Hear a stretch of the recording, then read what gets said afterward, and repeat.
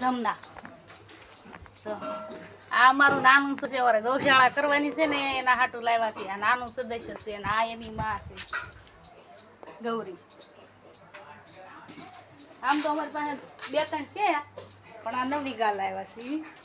ગૌશાળા કરવાની છે એટલે લાવ્યા છે. જો આ મોટી ગા છે હમણાં જ લાવ્યા છે ને ગૌશાળા માટે જે જમીનની ભરતી થાય છે પછી જગ્યા મોટી થઈ જાય અને અમારી એવી આશા છે કે જેમ જેમ ઓલું થતું જાય ભરતી થતી જાય એમ ગૌશાળા મોટી કરવી છે. અત્યારે તો હજી અમે ઘરે બાંધવી છીએ પણ ગૌશાળાની જમીનની ભરતી થાય છે.